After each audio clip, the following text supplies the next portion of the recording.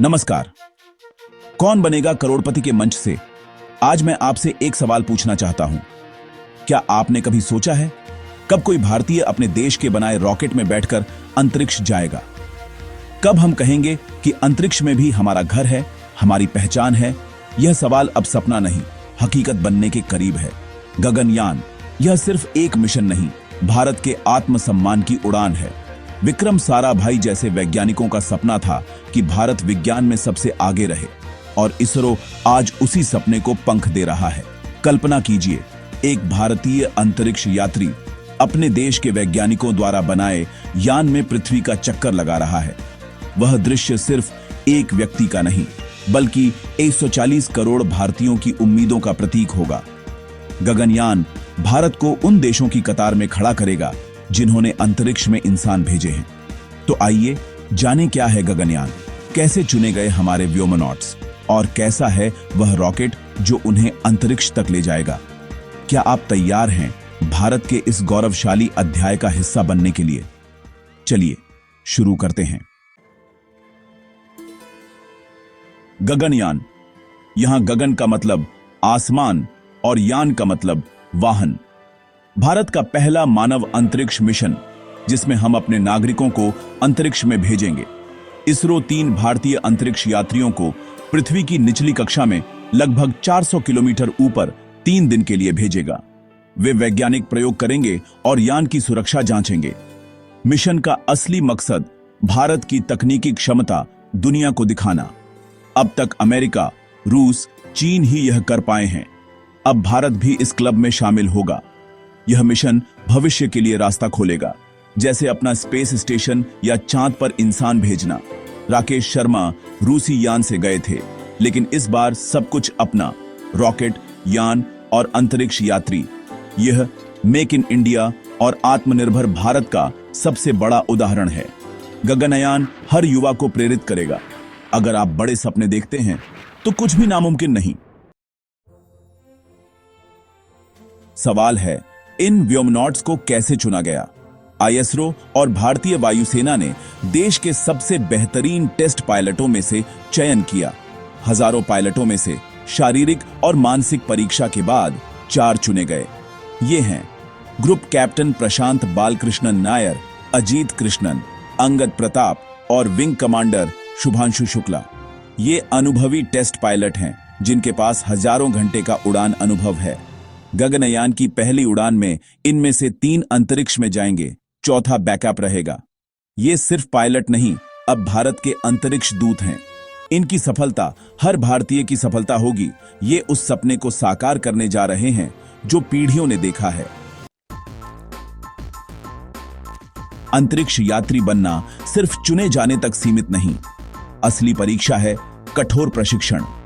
पहला चरण रूस के यूरी गगारिन ट्रेनिंग सेंटर में हुआ, जहां शून्य गुरुत्वाकर्षण, सेंट्रीफ्यूज और सर्वाइवल ट्रेनिंग दी गई।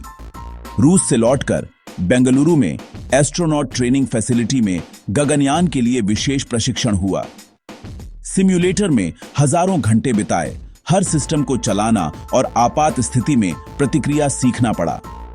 शारीरिक फिटनेस के साथ साथ ऑर्बिटल मैकेनिक्स, एस्ट्रोनॉमी और वैज्ञानिक विषयों की पढ़ाई भी हुई। योग और ध्यान से मानसिक मजबूती बढ़ाई गई। यह प्रशिक्षण उन्हें सिर्फ यात्री नहीं, वैज्ञानिक और इंजीनियर भी बना रहा है। यही इस मिशन की नींव है। अंतरिक्ष यात्रियों को ले जाने के लिए चाहिए एक शक्तिशाली रॉकेट, LVM-3, जिसे इसरो फैट बॉय भी कहता है। यह भारत का सबसे भारी और ताकतवर रॉकेट है, जिसने चंद्रयान 2 और 3 को भी लॉन्च किया। LVM-3 की ऊंचाई 43.5 मीटर, वजन 640 टन, 3 चरणों में काम करता है। बूस्टर, लिक्विड इंजन और क्रायोजेनिक इंजन। मानव मिशन के लिए इसे ह्यूमन रेटेड बनाया गया है। सुरक्षा और विश्वसनीयता में कोई समझौता नहीं। अतिरिक्त जांच प्रणालियां हर पल रॉकेट की सेहत पर नजर रखती है। LVM-3 भारत की इंजीनियरिंग का सबूत है। अब हम भारी से भारी मिशन लॉन्च करने में सक्षम हैं। जब यह रॉकेट व्योमनॉट्स को लेकर उड़ेगा तो यह 140 करोड़ भारतीयों के सपनों का लॉन्च होगा। अब बात उस जगह की जहां हमारे अंतरिक्ष यात्री 3 दिन बिताएंगे। Crew module.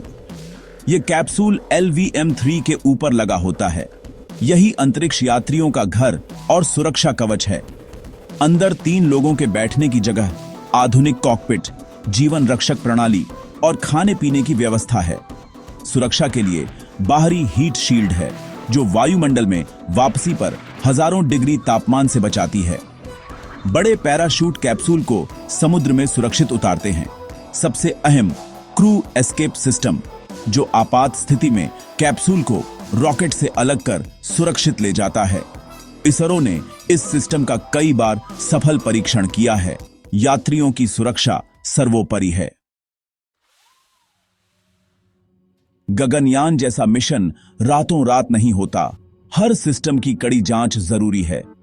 असली मानव उड़ान से पहले कई मानव रहित परीक्षण उड़ानें होंगी ताकि हर प्रक्रिया की पुष्टि हो सके। पहले चरण में बिना इंसान के क्रू मॉड्यूल को अंतरिक्ष में भेजा जाएगा। सभी सिस्टम की जांच होगी। दूसरे चरण में व्योममित्र नामक ह्यूमनॉइड रोबोट को भेजा जाएगा जो इंसान जैसी परिस्थितियों का अनुभव करेगा। व्योममित्र के सेंसर वैज्ञानिकों को बताएंगे कि कैप्सूल इंसानों के लिए सुरक्षित है या नहीं।